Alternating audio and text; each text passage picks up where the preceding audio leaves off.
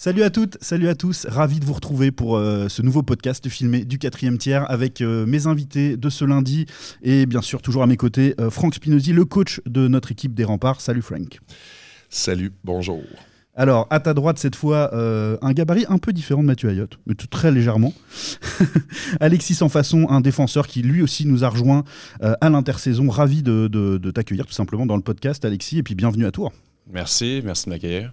Et puis avec nous également Baptiste, Bad Vision, notre photographe depuis combien de saisons déjà maintenant Baptiste? Ça va faire 4 ans, 5 ans. Voilà, 4 ans, c'est quasiment une présidence.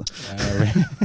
Et merci beaucoup d'être avec nous Baptiste, et puis voilà, on va parler un peu de ce que tu fais les soirs de match, évidemment, prendre des photos, les traiter, tout ça, et de comment tu vois les matchs avec ton regard de photographe. Ça va être très intéressant. Mais on va commencer tout de suite par le sportif, tout simplement. Il y avait un match à Brest, c'était le début de la D1 avec un déplacement qu'on savait compliqué. Et le score final, c'est 2-1 pour l'équipe de Brest. Mais malgré tout, on a vu, pour tous ceux qui ont pu le voir, en tout cas sur Fansite, un très bon match, un match très solide de la part des Remparts. J'imagine, Franck, que tu es satisfait de toute l'énergie qu'ont donné les joueurs sur la glace. Il n'y a pas eu la réussite. Il y a eu un très grand gardien en face. Ça arrive. Et c'est marrant parce que d'ailleurs, on en avait parlé. Samedi dernier, on a dit on peut perdre en faisant un très bon match. Bingo, quoi. J'aurais dû me taire parce que c'est exactement ce qui s'est passé. Non, on a joué un très bon match. Là. On est conscients, les joueurs sont conscients. Puis ceux qui ont pu regarder le match, même les spectateurs de Brest, là, tout le monde a bien vu qu'on a vraiment appliqué tout ce qui était demandé. Puis l'effort était constant. Très content de l'effort. Un petit peu manque de réussite en power play. Mais pour ce qui est du reste, défensivement, le forechecking, la contre-attaque, les replis défensifs, vraiment, là, JP dans le but qui fait le travail, tous nos joueurs étaient très volontaires. Là. Je suis très satisfait à ce niveau-là. Alexis, l'intersaison n'est pas sans son lot de contrariétés. Il y a des petites choses qui se passent sans arrêt autour de l'équipe. Il faut garder la tête froide et puis il fallait commencer ce championnat la tête haute avec une bonne attitude. Et il semblerait que vous l'ayez eu sur ce match, même si la réussite n'est pas là, avec ces ingrédients-là et un peu plus de réussite, ça devrait sourire pour les Remparts. Oui, ça devrait. Écoute, on voit qu'il y a de la progression aussi, qu'on arrive à quelque chose, qu'on va arriver à quelque chose plutôt. L'attitude était incroyable, l'énergie était incroyable. Je pense que tout le monde était vraiment content de pouvoir commencer. Puis de commencer, oui, on n'a pas gagné, mais très belle performance tout de même. Puis on voit que l'énergie entre les gars connecte. Puis ça, c'est vraiment beau à voir.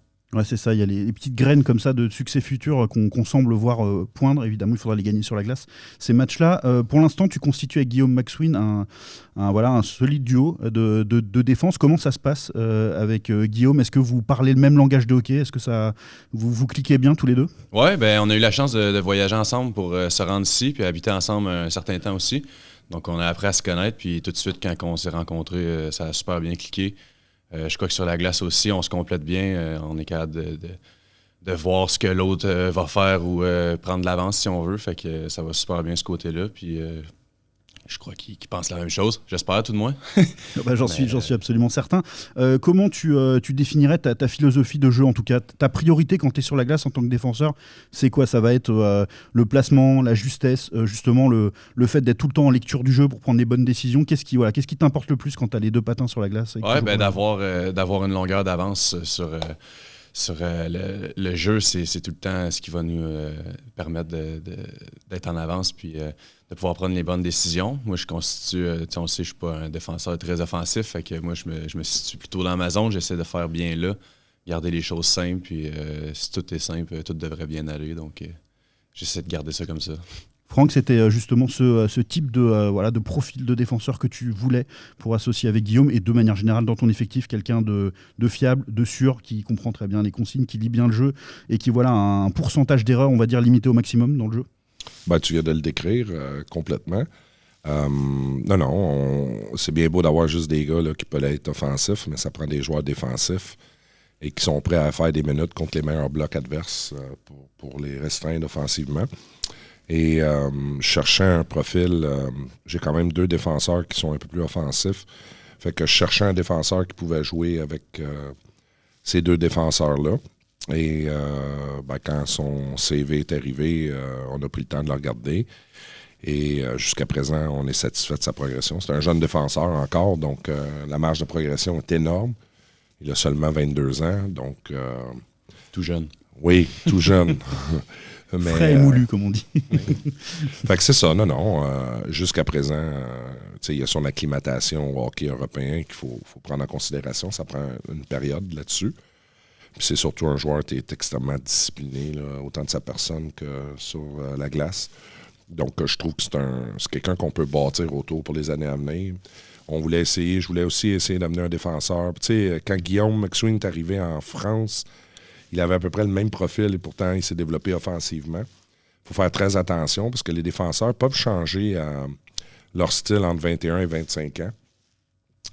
Et ce cher petit homme va avoir la chance de se développer dans toutes les facettes du jeu, là, surtout cette année, parce qu'on veut pas qu'il se gêne. C'est un bon patineur, hein, fait qu'il peut soutenir l'attaque. Et c'est un gars qui bloque énormément de lancers pendant les matchs. Et on l'a vu buteur déjà en plus, en préparation, il est capable. Ouais, ça arrive. Comme dirait Frank, si ça arrive, tant mieux. Si ça arrive pas, tant pis, mais du coup, ça a marché ce coup-là. Non, ce qui est le plus important, Franck, je pense, c'est ce que tu as vu en lui et tout ça, c'est d'avoir la base de sérieux, d'attitude et la base défensive. Et après, on peut construire par-dessus, comme tu l'as dit, à tous les niveaux. Même en NHL, il y a des joueurs qui se sont développés offensivement avec le temps, etc. C'est la même. Mais par contre, il faut qu'il y ait cette base. Avoir un joueur très, très doué techniquement à l'arrière, mais qui n'a pas cette base de valeur défensive, ça sera toujours un problème dans son jeu. Ouais, c'est comme on dit tout le temps, c'est d'avoir un équilibre dans la qualité des joueurs que tu as. Pas essayer d'avoir tout le monde dans le même style. Ça fonctionne pas. Puis il y a aussi que pour son âge, je te dirais une des choses qui me plaisait beaucoup quand on a commencé les interviews ensemble, c'est sa maturité. Habituellement, les joueurs commencent à être plus matures vers 24, 25, 26 en montant. Mais lui, à 22 ans déjà, je me suis même assis un petit peu à penser s'il pourrait peut-être avoir une lettre. Ça veut tout dire de la prestance qu'il a à sa manière. Non, on est vraiment content de lui. Là. Je vais être honnête. Là. Il atteint les objectifs qu'on s'était fixés. Puis le meilleur est à venir dans son cas. Baptiste, c'est une des nouvelles têtes de l'effectif. Et du coup, tu en découvres tous les ans. Oui. C'est toujours un plaisir pour toi de faire connaissance avec les joueurs, même si du coup, il y a un rapport à la fois très intime, parce que la photo, c'est quand même un exercice intime. Oui, tout à fait. Et puis à la fois, il y a une distance, bien sûr, à avoir par rapport à l'équipe de manière générale. Oui. Puis après, il y a la barrière de la langue aussi, avec certains. Après, on s'acclimate très bien. Il y a un bon relationnel, je pense, à chaque fois. Tu développes justement un rapport particulier, parce que finalement, les joueurs, je me tourne vers Alexis, mais je suis sûr que c'est le cas, vous aimez bien avoir des photos sympas pour la famille et tout, ça permet de suivre votre aventure. Ça fait des très beaux souvenirs aussi. C'est tout ce qui nous reste, les souvenirs. Hein. Fait que, non, c'est cool. Puis aussi de voir des belles photos en action. Là. J'ai eu la chance d'avoir une coupe, puis c'est très le fun à avoir. Ça fait des très belles photos, des très beaux souvenirs. Et puis il faut souligner que Baptiste est 100% bénévole pour le club et que le matériel photo, on va pas se le cacher, puis moi je connais aussi le matériel vidéo, ce qui est à peu près le même maintenant quasiment en termes de prix, c'est quand même un sacré investissement. Tu as une passion chevillée au corps pour la photo depuis longtemps. Depuis, ça fait 8 ans à peu près que je suis dans la photo. J'ai commencé par les festivals et puis maintenant les remparts de Tours. Donc oui, c'est un investissement quand même. Et alors le hockey, t'es venu comment? Par des amis qui t'ont emmené une fois et tu t'es dit mais waouh, le spectacle que je vois sur la glace, je veux le retranscrire dans mes photos? Non, ça a été ça un petit peu, l'envie depuis très longtemps. Et puis j'ai eu l'occasion, par le biais d'un petit magazine de Tours, magazine Prog, de venir faire un report sur un match. Et puis le fait de fil en aiguille avec des amis qui étaient déjà... recrutés par les remparts. On fait comme ça, nous, quand on voit un talent, boum, on prend. Un pote qui était chauffeur de bus à l'époque. Et puis voilà, on a eu les contacts et puis ça s'est fait comme ça, tout simplement. C'est top, en tout cas tu nous régales vraiment de tes photos régulièrement. Je crois que en plus tu as encore fait évoluer ton matériel cette année, donc on devrait voir des choses incroyables. Ouais, un petit peu, non. On va essayer de... Je mets la pression, moi je suis comme le coach. On va essayer d'avoir quelque chose de qualitatif et puis de propre, quoi. Puis que les joueurs soient contents et puis d'avoir de beaux souvenirs pour le club. Et c'est vrai que c'est un exercice qui est loin d'être évident. Je l'ai fait un petit peu parfois sur des matchs et parfois en ayant aussi des articles à faire en plus. Donc c'était un peu complexe, mais saisir vraiment c'est une prise de risque aussi. On n'est jamais certain d'avoir le cliché parfait au bon moment. La bonne action, le bon moment, le bon ressenti de ce qu'on veut exprimer par rapport à la photo, quoi. Donc oui, après c'est à nous de nous adapter, quoi. Et tu as vu ta progression sur ces 4 ans, justement. Ouais. Maintenant, à l'expérience, tu sais les placements, tu sens le jeu un peu plus, tout ça. Ouais. J'ai découvert le hockey vraiment en interne. Et puis, l'anticipation, c'est ça en photo surtout. Parce En vidéo, c'est encore autre chose, mais en photo, il faut essayer d'anticiper l'action, anticiper le mouvement, et c'était pas forcément très évident au début. C'est pas toujours évident, mais on essaie de faire au mieux. Et oui, effectivement, et c'est un regard particulier. Moi, en tout cas, le souvenir que j'ai des matchs où j'ai dû prendre des photos, c'est que j'ai beaucoup de mal à raconter le match dans son entièreté. En tout cas, c'est une sorte de regard par instant d'émotion. Donc on a saisi des émotions très fortes par moment, mais pour raconter le fil exact de la rencontre, genre sportivement ou tactiquement, c'est super difficile en fait.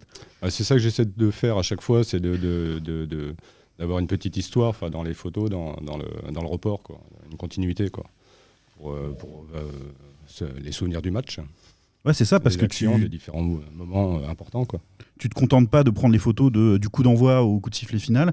Tu prends aussi un peu en amont l'émotion des joueurs avant qu'ils rentrent. Après aussi quand il y a les familles qui rentrent sur la glace, les petits, ça, sympa, les supporters. Il y a tellement de choses qui se passent un soir de match. Il faut avoir l'œil partout justement, l'objectif partout.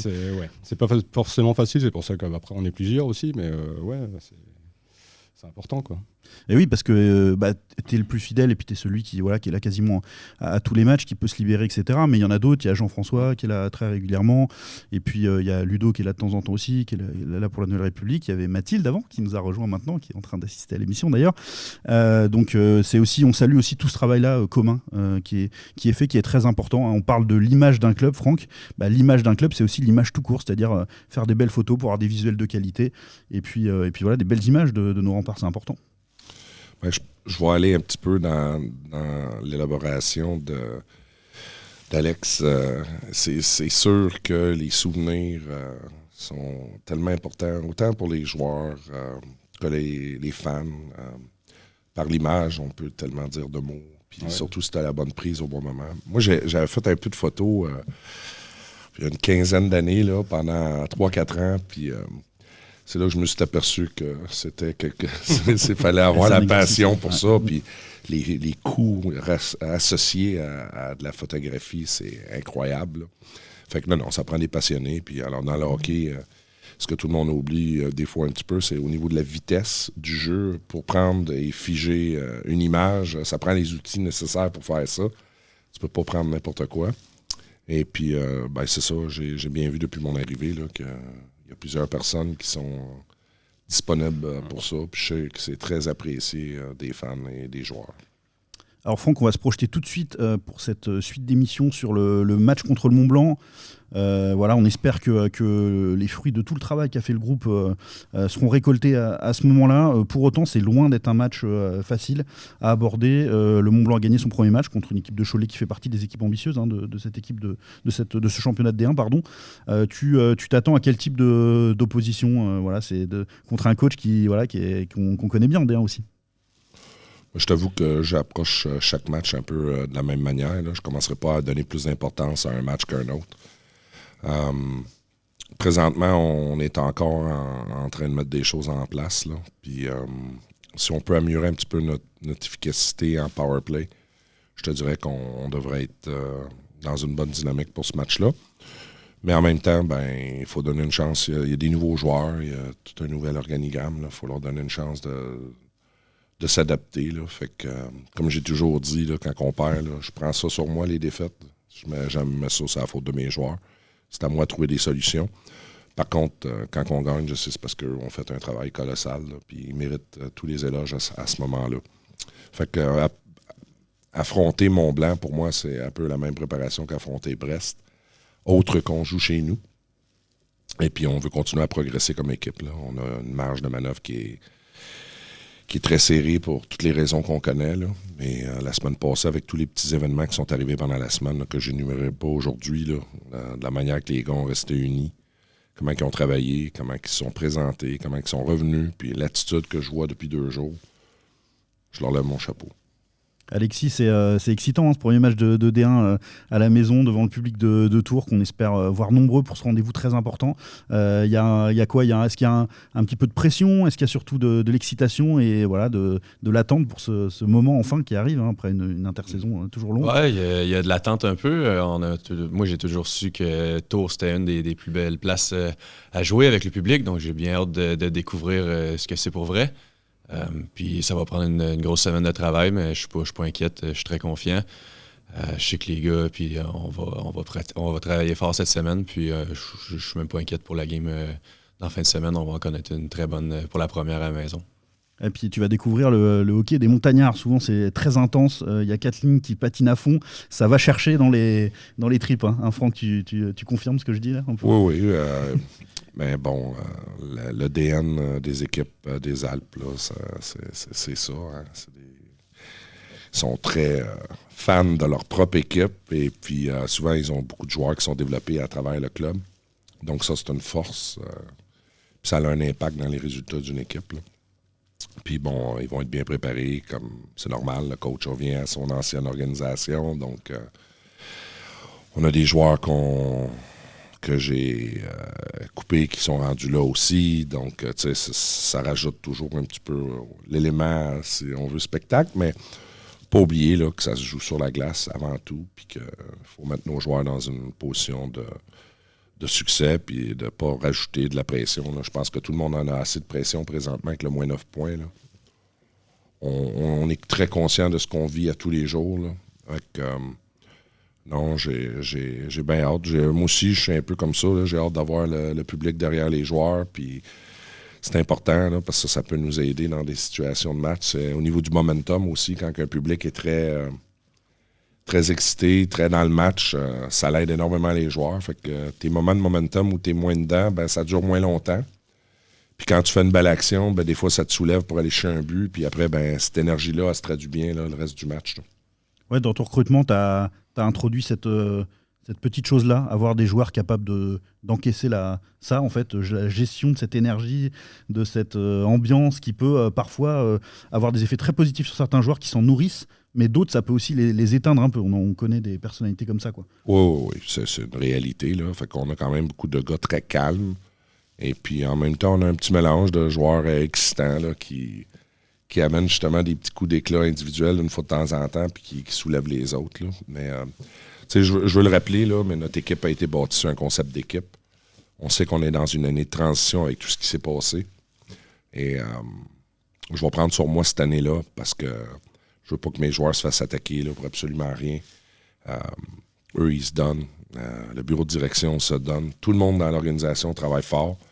Fait que j'ai pas l'intention de me cacher devant les insuccès de l'équipe quand il y en aura.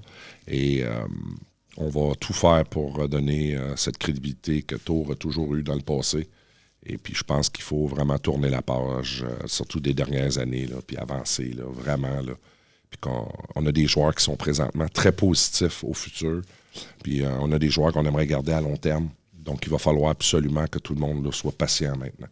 Puis qu'on donne une chance à l'organisation là, d'avancer. Là. Il va falloir qu'on arrête de paniquer à chaque moindre sursaut là, qui n'est pas positif.